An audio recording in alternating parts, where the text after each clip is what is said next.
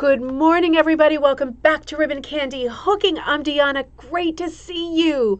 I was fooling around before coffee time with making coffee. Didn't realize it had gotten so late. Great to see you. Let's see who's here on this frigid It's not frigid, actually. It is, well, what is it outside? Like 15 degrees? It's frigid. Yeah. He gets man cold. But 15 degrees. 15 degrees is quite cold. I'll admit it's quite cold. But at the same time, I was quite surprised that, the call came from the public school system last night that the kids would be delayed 2 hours at school this morning. And I thought, my word, are we not Yankees? Are we not stout, old-time New England Yankees over here, or what? But then when I thought about it, I thought, not all kids have limousine service, like, in my car, in my Kia, right to the door of their schools. I guess some kids are standing outside in the freezing cold, and I suppose that's dangerous. But I'm just thinking, like, Kirsten, isn't it like colder than that where you are right now? Are the kids having breaks from school? It's nice. It's nice to have a slow start. But I do feel like we might need to toughen up just a little bit. I don't know. Cindy, great to see you. Cold morning in northern Illinois, I bet. Oh, happy coffee time, Cynthia. Cold and rainy in San Antonio. Oh, time to snuggle down is right. That sounds so good. It is snuggle weather, isn't it? Got my sweatshirt on today. I feel a bit snuggly myself. It is. It slows you down, doesn't it? It's like you're hibernating. Your body wants to hibernate or something. Slows you right down. Whatever you think you're going to do, as soon as you go outside, you get that, at least where we are right now, even at 15 degrees, because we're just not used to it. You get that feeling, the cold going through your pant legs, so biting so hard that you go from being ice cold to almost hot in a second. I guess that's a transition to frostbite. But it's cold. It's definitely cold. Mom, good to see you. Everybody's on this morning. Tara, good to see you. Freezing Ontario. I bet Canada must be crazy cold. It's putting us to shame up there. Penny, good to see you. I love the picture that you posted of your kitty. I posted on this morning on our Facebook group, Rug Hooking and Punch Needle Club. I was going through some of my Google photos, trying to work on the project and choose photos and all that, and I stumbled across a whole bunch of my cat Pitter Pat helping out with my projects as I went along. And I thought, this is a fun thing to post. So I posted it up there and I said, post your pictures too of like your cute animals helping you out with your work. And a bunch of people so far have posted the cutest animals.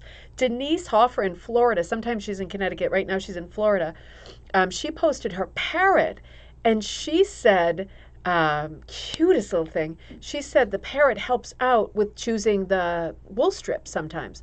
And I wrote back, what a great idea it would be for a blog post or a video to work on a small hit or miss piece and let the bird choose, like, as you go along, like completely choose, be the artist of the piece. I mean, that could be something. Do you remember those books like Why Cats Paint, where the cats are like, obviously very, very catnip induced, heavily under the influence, but standing up at a canvas with their paws all wet, like wildly painting, like Jackson Pollock type paintings. That was popular. And then Why Cats Dance. And I thought, why not? Why Birds Hook? Are we onto something at all? I mean, I think that I would buy it. I would think that was super funny. I shouldn't have said it out loud. Maybe that is a really good idea, and I shouldn't be handling it quite so broadly. But I think there's some meat there.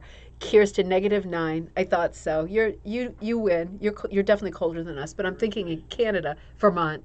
I'm thinking Canada. You get the biscuit, the trophy, the award, all of the cookies, everything. Because I know the times when I have been up in Canada, just coming out of like the airport or whatever, hitting the air has been so startling. So surprising that you can feel that cold, almost like. For me, not being used to that at all, body almost, and I haven't been to Canada lately, right? Because ever since the pandemic, I would have let you know if I was going to head up that way. But my memory is that, body almost seizes up, like almost wants to fall on the ground and die because it's so extreme. It's just lack of motor anything, right? It's tough. It's tough. Karen, good to see you. Good morning, Aileen. Good morning in Toronto. Chilly here, but after a warmish Christmas, you're right. We did get a warm Christmas. We got snow on Christmas Eve, and then we had the warm Christmas, and it's been beautiful here. And I have to admit, it is nice to have that full cycle of the seasons. We don't get it every year anymore. And of course, we worry a lot about what the future holds. So it is nice to have that broad range, as long as it goes soon, right? But it is nice. It's like you tick that box and you are ready to move on. Linda, good to see you. You look cold. You look cold in your emoji. Oh man, April, good to see you. And Martha, happy coffee time. Doreen, happy coffee time in upstate New York. Carol, good to see you. You are in Utah. Is it cold? I mean, I never toured in the winter when I went through Utah. I know there were some quite cold times, though. I wonder what you're feeling over there. Dave, good to see you. It's cold in Toronto. Oh, but the coffee is hot. There you go. Dave, send your address when you can. I'll send you the daisy thing. We had so much fun yesterday. Well, we had so much. It was fun and interesting to run a pop-up sale of patterns yesterday afternoon, and we are going to do it again because we have a lot more, a lot more. So we will do it again, but for whatever reason, we're figuring it out as we go. Jay was filming it because we just decided seat of the pants, right? And we assumed that while he was filming it, all of the messages would be popping up as people called out lots. And it didn't work that way. He was filming it, but you didn't get messages, right? Yeah. Oh, the service is excellent at this hotel. Thank you. Yeah. I'm kidding. This is one of the other mugs that came for me with a little tug. Soon it's a rug. Please tell me if you sent these mugs. I know somebody mentioned them, and I cannot find the email, so I want to thank that person properly. I love the one I had yesterday, Rug Hooking Legend, and this one. They're super fun to be drinking out of. But it was a lot of fun, and we are going to do it differently in the future. We're going to make sure we can see comments as they come, because then I had to spend literally the rest of the day. I was here until 7 going through comments chronologically to the second to see, oh, this one said this at 43 seconds, this one said it at 45 seconds, same lot.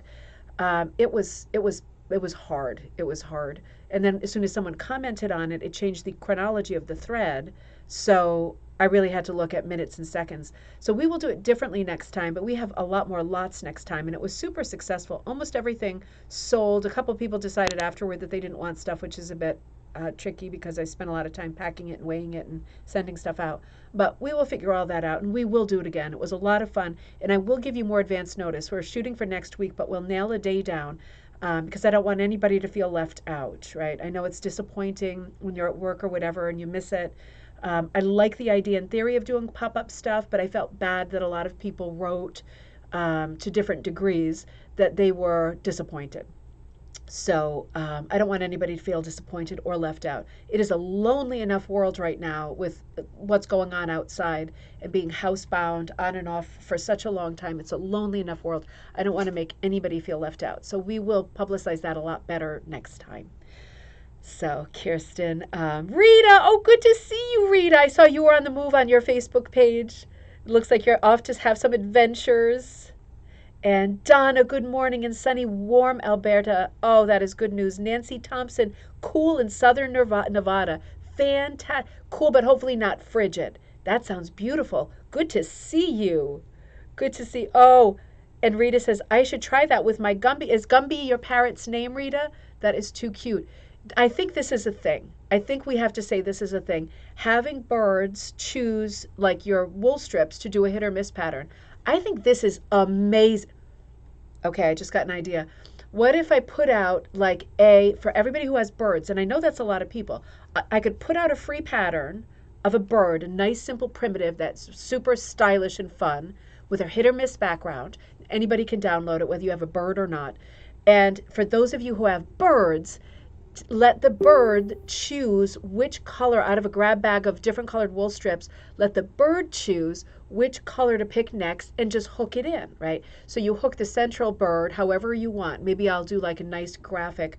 I think the birds that would do this are most likely to be like parrots, parakeets, those kinds of birds, right? Like they're super smart. I don't know a lot about birds, but I'd want to choose a bird that made sense.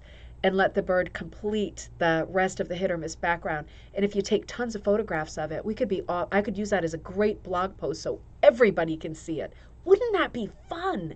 I think we'll do that. I'll try that. Let me know if you're in, or if you know somebody who has a bird that you could do this with. This would be so funny and sweet. Cynthia.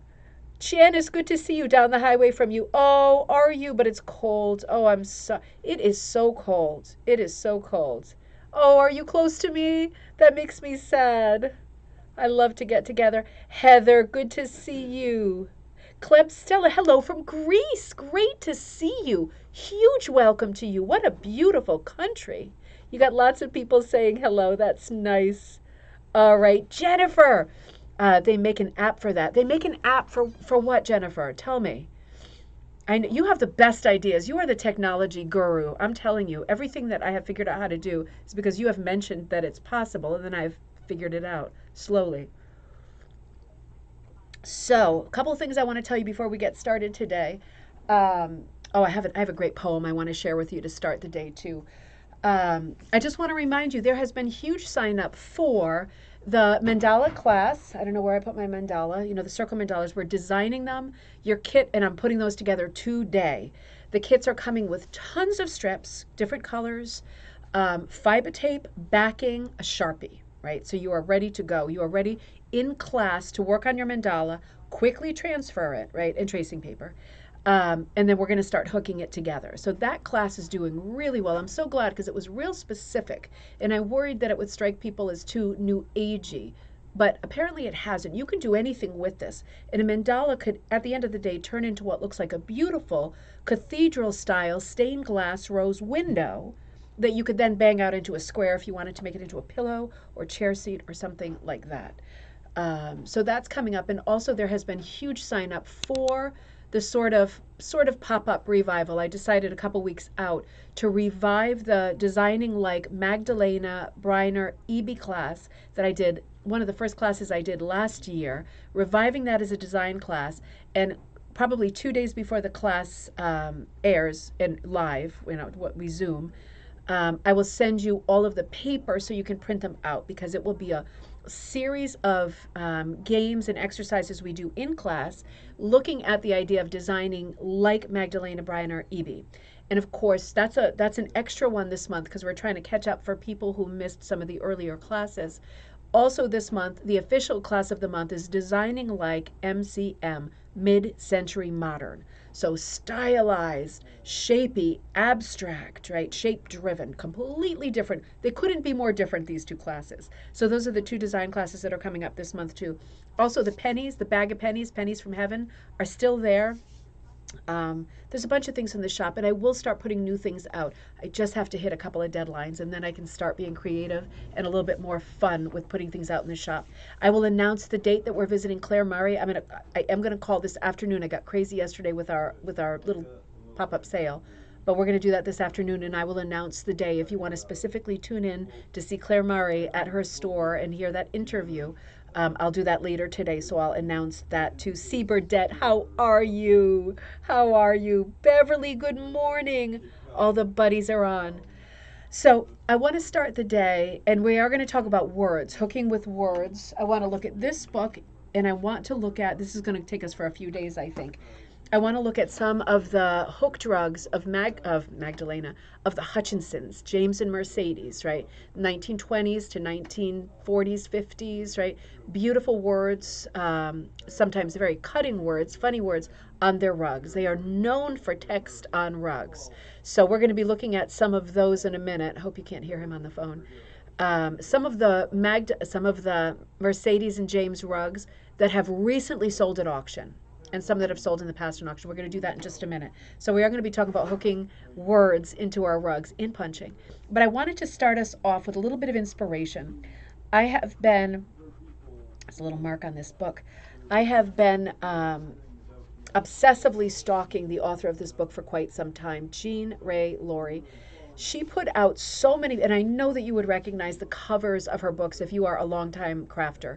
She was putting books out mostly in the 70s and maybe early 80s on many subjects. A lot of rug making, right? I have a rug making book. It is exquisite. She talks in this rug making book, circa 1971, about hooking with plastic shopping bags and bread bags. Remember the Wonder Bread and the Sunbeam and all those used to come in very decorative wrappers, the bread. She talks about and shows rugs circa 1970 that she had hooked with cut up bread bags and shopping bags. And she collected them in different colors as people do now. But we give a lot of credit to people now. You know, all this recycling stuff that we talk about being green, repurposing, everybody wants to give themselves a big pat on the back that they just came up with this. Jean was doing this in 1970. She'd already been doing it. She wrote a book about it in 1970. She'd been doing it in the 60s, right? So interesting, her books. She also wrote a very famous book on using pantyhose, right, to both make rugs, make dolls, things like that. Interesting. She had so many books. She was a prolific, I think she died fairly recently, like within the last, I want to say 10 years. But she was busy right up until the end with writing, with projects. Jean Ray Laurie. And she also wrote poetry. And I have this book of poetry of hers. Now, it is about quilters. And I know a lot of you are quilters. Hello, Kathy, in Alberta. Don is on in Alberta this morning. This is specifically about quilts, but I know a lot of you are quilters, and I know that you're going to appreciate this super charming poem because it easily applies to what we do as well. There's a lot of crossover. So this book, we'll look at it from time to time and look at some of the poems in here because they are so funny and they really speak to the character of a thrifter crafter. I'm going to shut that door because his mouth is flapping. Let me just shut the door and I'm going to read you this poem.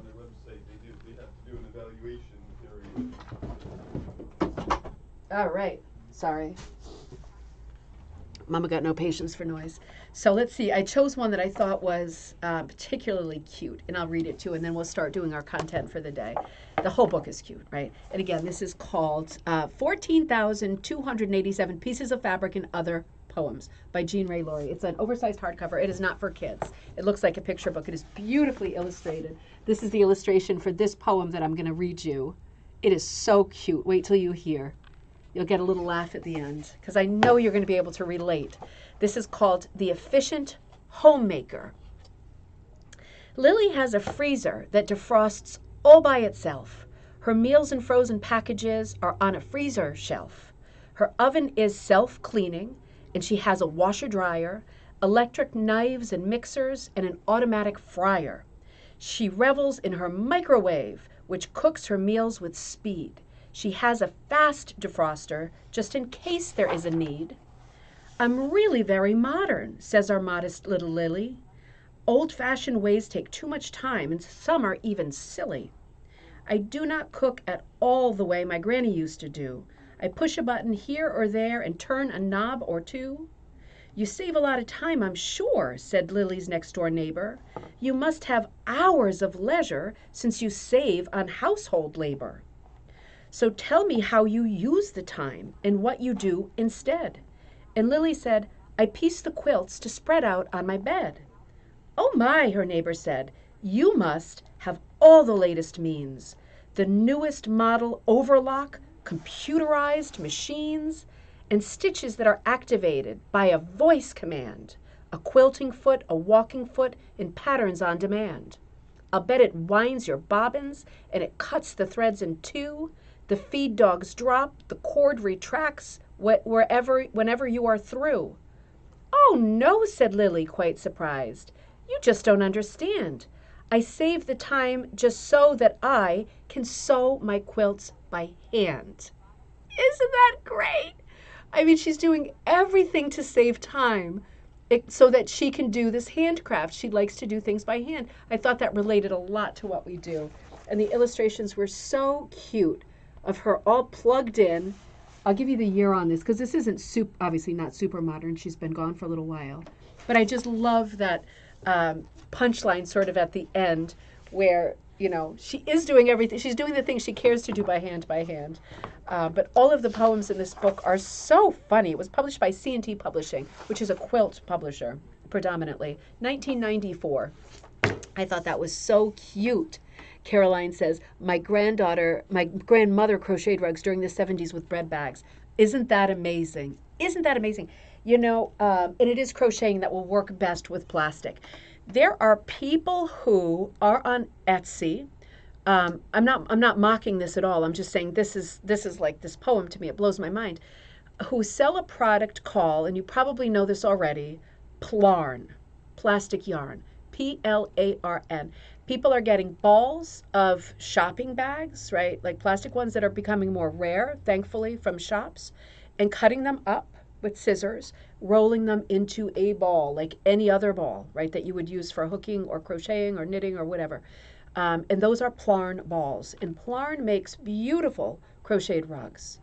And what a thing, I'm covering this in the book I'm working on now, what a thing it must be once you get into this. If you get into this and you think, I live in a place where I'm outside a lot, I would like some nice crocheted plastic rugs on my patio or on my porch or in the bathroom or by the sink, right? Then, I can imagine how much fun it would be to start the wild goose chase of collecting plastic bags of different colors, right? Because this could become obsessive, really. When I think about it, I noticed in some of the bags that people have made that they are using like dusty rose color, turquoise, celadon green. Like, where are they getting? I mean, the only plastic bags I see are gray and beige. Like, where are they getting all of these beautiful colors? But I could see how it would become a sort of obsessive chase.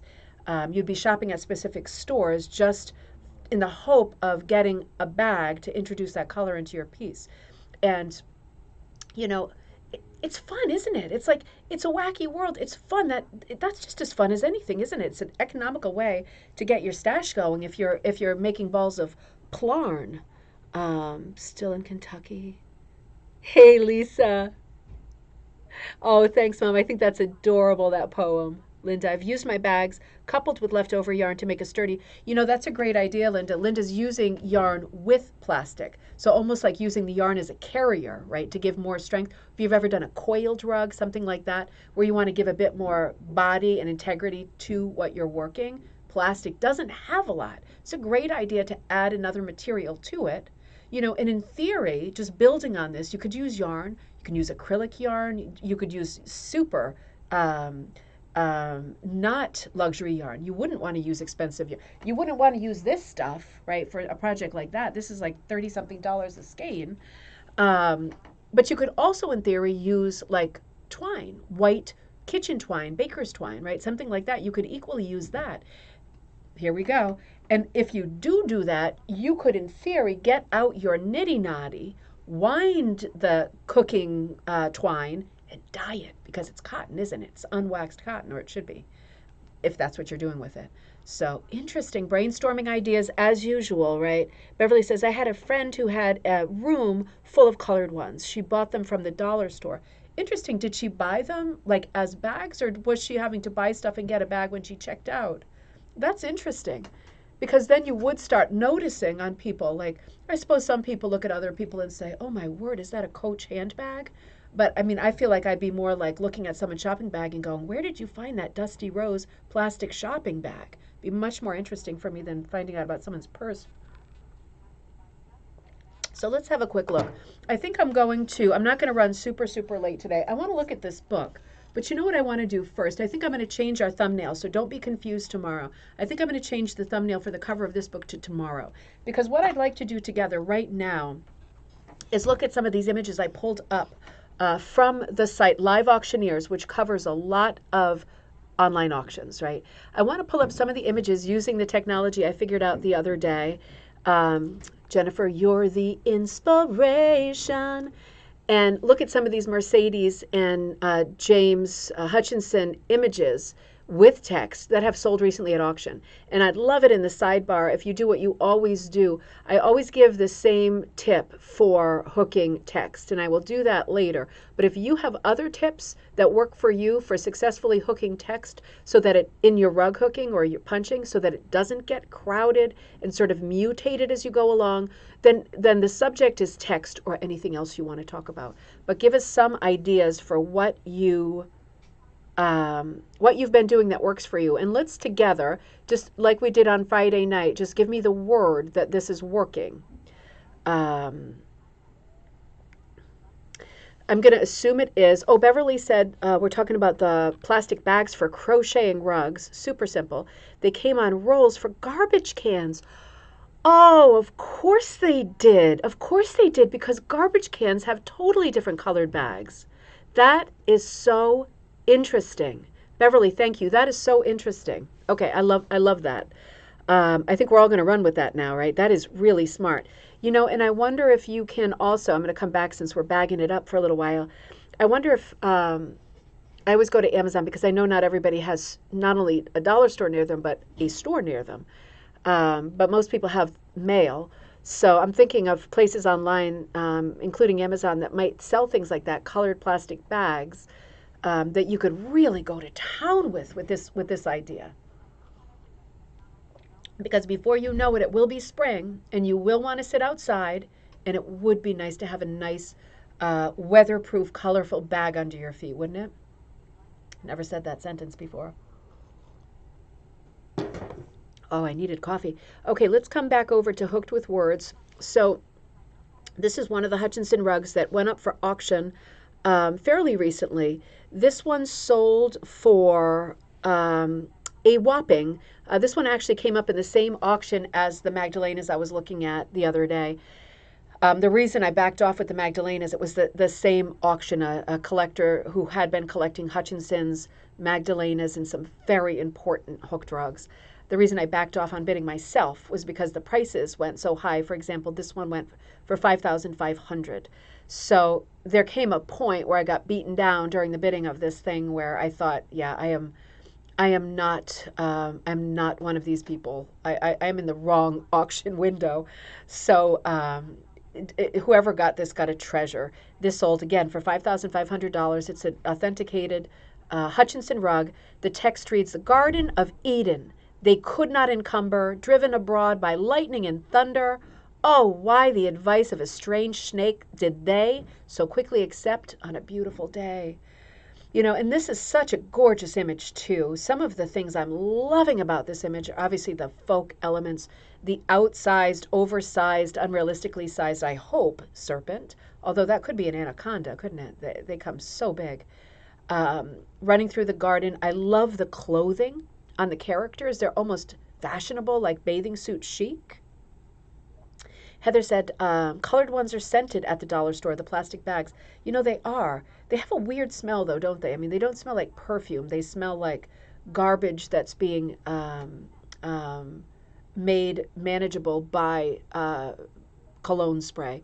They don't smell bad. It's an odd smell, isn't it? It's odd. I would know that smell anywhere. I don't mind it. I prefer it to the plastic smell.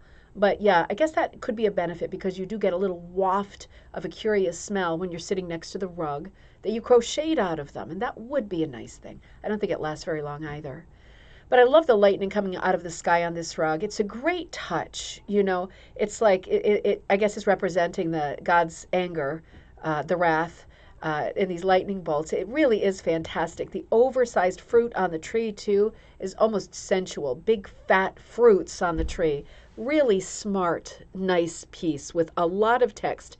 Now, as we say often, recognizing the text of a designer is a thing, isn't it? I mean, it's like you really want to, if a designer is truly synonymous with using text. For example, I can't help but think of Bev or Beverly Connolly. Her text is very distinctive, like puffy letters. It reminds me of puffy stickers in the 80s.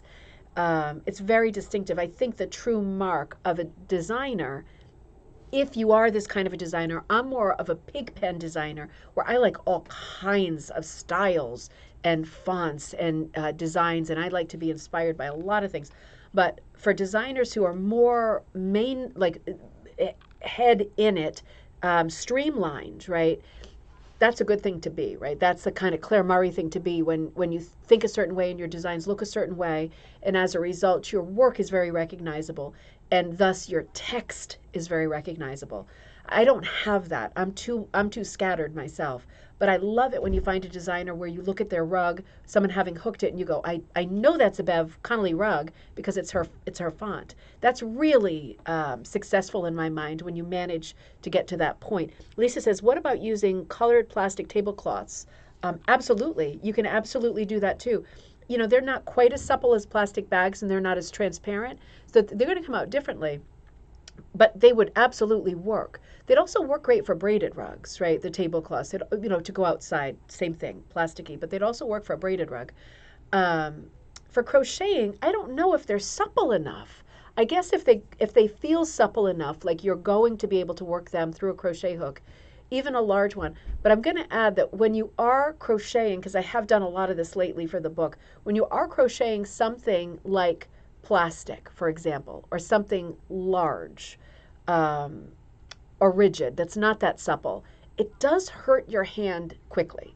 You get like a little way in, and all of a sudden it really hurts. And you end up, I think I've said this before, holding your hook overhand just to kind of counter that pull that happens from your wrist to your thumb.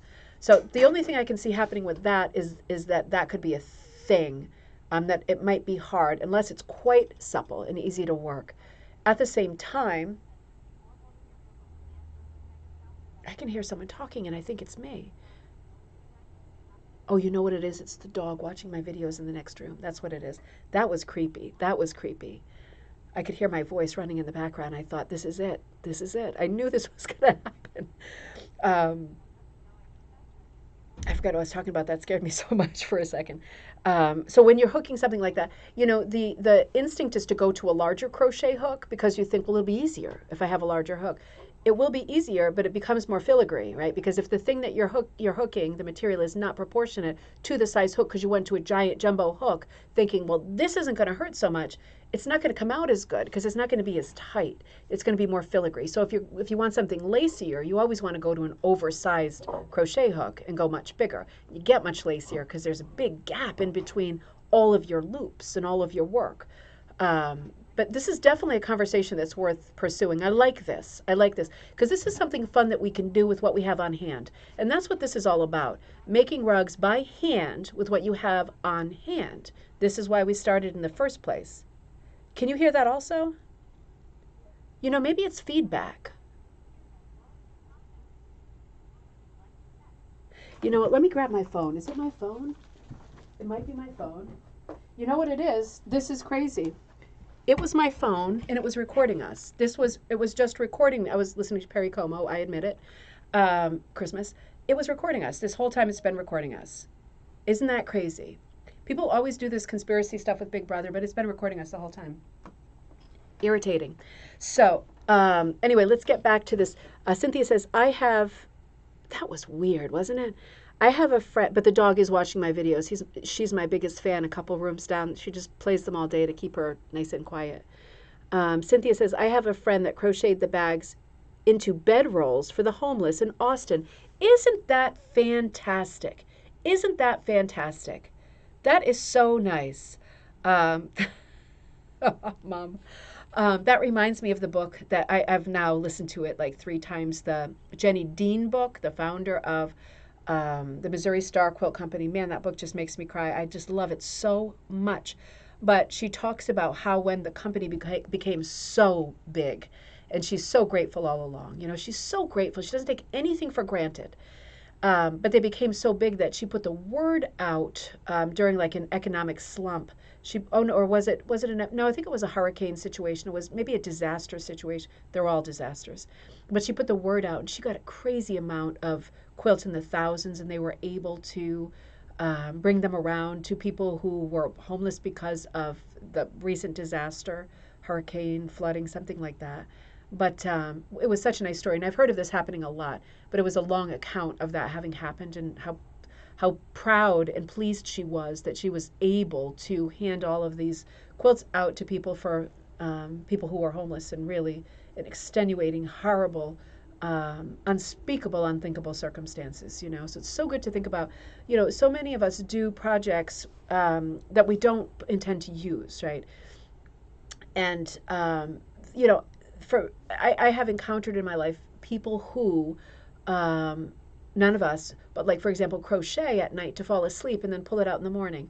And it always strikes me as a terrible waste, because I'm thinking, if you have that kind of talent and the supplies, rather than ripping out the amount of time that you put into it, why not just finish it and donate it, whether you want it or not, right?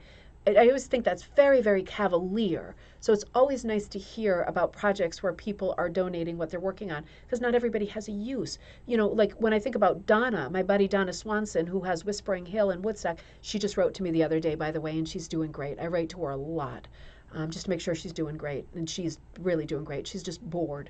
But I asked her if she was still doing her bell pulls, because she had completely run out of floor space and wall space, and she just had slivers of space. So she was on like a bell pull tear for a while.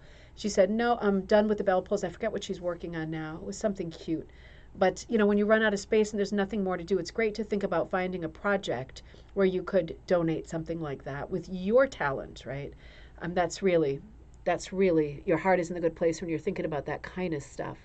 Doreen, technology, I know it, right? Jenna said, "When will your book be out? So looking forward to it." Me too. Oh, I'll see you at Madison Wool next week. I can't wait. Oh, oh my God, is it next week? I'll be there. I'll be there. Oh my God.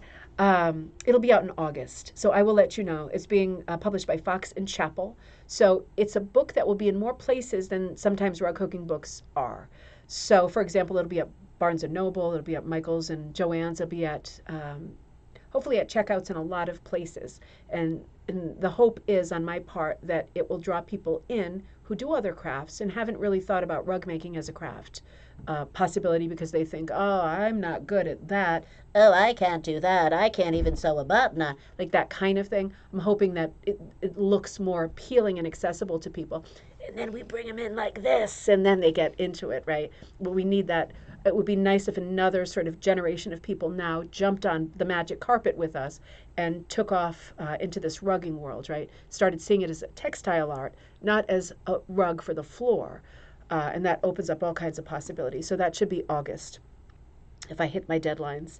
Beverly says, "I think it was the tornado that hit Joplin, Missouri. I think you're right, Missouri. I think you're right. MO, that's what got me. You know, I don't know if I will do pre-orders. I think I am going to do cat out of the litter box when I'm done with this project. The publisher might, and Amazon might, because it's already being pre-sold to like Amazon and Joann's and Michael's and things like that. So, but I'm not doing anything right now but finishing it. So I don't know anything about that. But when I do know, I'll certainly let you know. It's a rug making book. So one part of it is rug hooking, but I think you probably already know the rest of it is all different ways of making, and big emphasis on crossover ways, right? Breaking chapters up into, for example, things that are done with a needle, things that are done with a hook. And that not only is rug hooking, it's latch hook, it's locker hook, it's crochet. It's the thing that we call charré or pliché. It's a lot of different forms. So it's breaking all of those down and giving examples and a lot of free exclusive patterns in that book. Comfort shawls, Mom, that is a good one. Kathleen, good to see you. Oh, Brandolyn, you're home sick today. Oh, no. But I'm happy that you're watching, but I'm sorry that you're not feeling well. I hope that things are okay. I bet you'll be better by the afternoon, but it is nice to rest up. Comfort shawls are a big deal. Yeah, many churches have knitters who do them. Could crochet. You wouldn't want to crochet one out of bags, right? That would be a bit too avant-garde for most people, I think. But I love that idea, the comfort shawls. Aileen says, loop by loop. It amazed me how easily, loop by loop, that's right. You just go. You go as you go. You remember yourself with rug hooking. It's just the one stitch, right? It's just the one. You do the one, and that's exactly what your hand does from now until death, which I hope is very far away. It's just the one. All of these things are easy when they're broken down, right? And yeah, it's just going to be a very well illustrated, easy to understand book to show you lots of different forms. Because it's a huge thing with me figuring out how to cross forms, like the felted rug with the hooked rug, or the wool applique rug with the Proddy rug. I mean, there's so many ways to cross over. Crocheting the edge of a hooked rug, right? This is a thing I should do a video on. You see that more and more, and people saying, how do you crochet the edge of a rug? Well, it's super easy. But you just need to be shown, right? And the thing is, some people are good with watching videos, and that's why I have hundreds of videos on ribbon candy hooking and more to come when things slow down. Some people are good at looking at illustrations in a book, right? Because there's no pause button and they're just going like, the way that I've broken down the illustrations, very, very small moments, right? Tiny moments of just a little change so that you can really follow what's going on. Some people learn that way. And then there are people who really just learn when someone's sitting next to them showing them. And it's good to know for yourself, this is the kind of learner I am. So okay, I've tried to knit. I'm not good at it. I've tried all three of those ways and I'm still not good at it. Doesn't mean I'm not going to do it in the future. But if I knew, for example, that I'm better in person, then I would be looking for a knitting teacher. But I've already played that game, right? Been down that road, wore that t-shirt, and I was no good in person either. It actually made me more nervous because I felt like there was something really profoundly wrong with me, that everybody else seemed to get it, and I was the only jerk that needed the teacher by my side, right? But everybody learns differently, so I'm hoping this book reaches a lot of people who have that opening in their imagination where they think, I could get into something new. I can see myself getting into 2022, something new, right? It could be good. But I'll keep you updated on all that. Me too. I'm excited too. Oh, of course, I'll do signed copies. Of course I will. I'll find you. I will find you wherever you are. And I am trying to plan a retreat this year too. I have to say, I'm going to work on that a little more. I was sending out a couple emails because I had a great idea. So that's a to be continued. Let's look at a couple more rugs before we break. Although I love our side conversations. It could take us through the whole show. Okay, so let's see. Aileen says, I probably wouldn't have started if someone at Deanne Fitzpatrick's studio didn't show you how to pull a loop. Well, that's the thing, isn't it? It's confidence, right? It's building confidence. By the way, I also have to come to this book later. You know how my mail was going to the karate guy across the street, which is nobody's fault, but the mailman. But I got another beautiful package. Besides my mugs, I got a beautiful package from Barbara in Canada. I don't know if Barbara's on today, but Paula, first time here. You're in the UK. You taught yourself punch needle and you're keen to try rug hooking. I am so excited that you're there too. Welcome. Paula, you come from a great culture of ruggers who are ruggers, who don't take themselves too seriously. We don't take ourselves seriously here either. But American hookers traditionally have been much more fuss-budgety, persnickety. And I think the British tradition is even more, dare I say, beautiful because it's so much freer. So you are in a great place to jump on board. We are very happy to have you here with us. You can see there's a lot of forthcoming people here who want to jump in and help. But Barbara sent me this beautiful book that we're going to have to look at too. It's called, not today, this is a future thing. And she sent me a lovely card that looks like a Maud Lewis, doesn't it? It looks like it's based on a Maud Lewis. It looks like a lot more detail than Maud Lewis would ever do. But it looks like a lot of her compositions with the light blue snow tracks going through the landscape in a little sled, right? So pretty. But this book is called Meditations for Makers by Deanne Fitzpatrick. Daily Affirmations for a Creative Life. And I was glancing through it, and it really is so beautiful. Little pictures and little sayings that just make you feel good, right? Make you feel good. So we'll look at this for sure. And Barbara, if you are on, thank you so much. What a lovely surprise. And I'm only taking this long to say thank you because it went across the street and I just got it a few days ago. Thank you so much. So let's look at the slides. We were talking about so many good things, but let's look at some of these guys. Let's look at a couple more of these guys. So so this one sold for $4,750, another authenticated Hutchinson rug.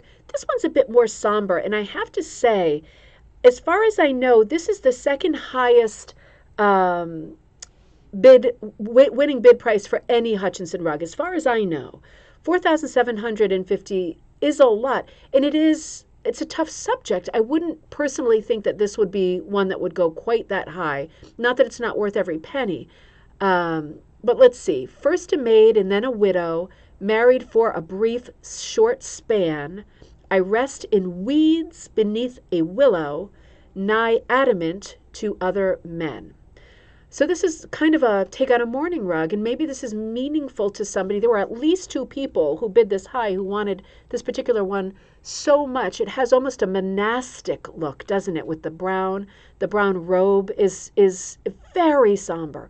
There is the stone on the left, which for whatever reason, almost looks like a window of light. I don't know if that's intentional. I like this sort of idea of the willow tree on both sides, but I like the tombstone being white because it's a fairly, depressing rug because of the sentiment. But that little tombstone is the moment of light in it, which I think, whether that's intentional or not, is a relief to look at. So that is another one of the Hutchinson rugs that features their distinctive, let me turn that off, their distinctive font. This one sold for $3,750. This is an unusual subject, right? For this is the sweet spot crossover for people who both are train collectors and rug collectors, or folk art, like sort of train collecting with rug collecting. This would be the rug. New York to San Francisco. Fed on logs and shooting sparks, this iron horse doth cleave the night, and day as well a noble sight. That was bad reading, but you see, it is quite cute. It's like there's something about this rug, the silhouette of the train, the American flag on the back, the beautiful faded red stars on the top and bottom. On the far right, all that hit or miss kind of stripy striping. I love the plume of smoke with a few red dots in it. It makes me wonder what color that originally was. I don't think it was like white, red on gray.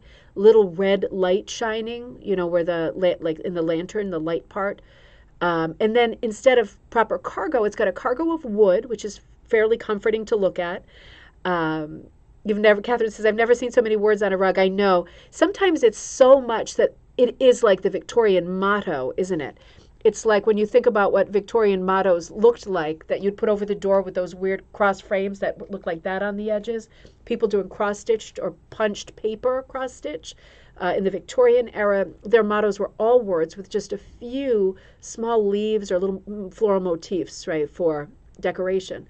But some of these rugs, because they did start putting out patterns in the 1920s, some of these rugs are in that fairly older style, right? I mean, the Victorian period ended officially in 1911 with Prince Edward. The Edwardian era stopped. So it's not that long after that they're designing. And I think the idea of having a lot of text is something of a kickback to these early mottos that I'm sure just a couple of decades out were still very popular in people's houses. So, so, the thing I like the most about this is that the cargo seems to be these primitive houses, and it's almost makes me think, how Sears, Roebuck, like, in the 1870s were supplying pre-made houses, and they were arriving by, cargo truck, by ship. Even on Martha's Vineyard, they were houses, completed small Victorian gingerbread houses were arriving by boat. And they would be set up, in this case, in Oak Bluffs on the Methodist campground. But you would paint it and you would make it just your way. You would maybe add some fretwork and put your own little bling on it. But it reminds me of this time when cargo would be a complete house. And I think, what a charming, charming picture this is. But you know what? It's getting terribly late. So let's stop there. We can pick this up tomorrow. I want to remind you that because we didn't look at the rug hooking book yet, Hooked on Words, we're going to start doing that tomorrow. I only looked at Hutchinson rugs so far. I want to take you through the rest of the Hutchinson rugs that have recently sold in auction. So when you look at the coffee time thumbnail for tomorrow, it'll probably be the same one, because I'm going to move this image out since we didn't do it and move this to tomorrow. So don't be confused. It's not a repeat. I just want to be really clear about what people are getting when they click on the video when they get home from work tonight. The first tiny houses, that's right, like that TV show, right, where people live in tiny houses where they can't possibly hoard supplies, right? That's the first thing I think. Where would I put my books and my supplies if I lived in a tiny house? I would be so kind to the environment, but I wouldn't have anything that I needed to make myself happy. That's probably selfish sentiment, right? Love those train wheels. Oh, so nice. Well, you know what? We'll be back on tomorrow. Tomorrow's Wednesday. I will be back on for a live show tomorrow, same time, noon Eastern Standard Time. And we will be looking at the rest of the Hutchinson rugs. There's like maybe 5 more, and then start looking at this book by Ellen Banker, put out by Rug Hooking Magazine, right, their press, called Hooked on Words. And we'll continue this conversation about the use of text in hooked rugs, punch needle, rugs in general. Tiny houses are back in vogue. No, thank you. I need a giant rambler for all my junk, right? So I will see you then. Have a great afternoon, everybody. Penny, do you live in a tiny house, really? With all your rugs and cats? How do you do it? How do you do it? I'm curious. You got to post some pictures for us. It's a lot less to clean too, right? There's pros and cons. Kathleen, thank you. Thank you for viewing. Thumbs up, like, subscribe, share. We are creeping really close to 500,000 views on the Ribbon Candy Hooking channel. So we're going to have to do some kind of giveaway when that happens. Super exciting. So I will see you tomorrow. I will see you tomorrow at noon. Have a great afternoon.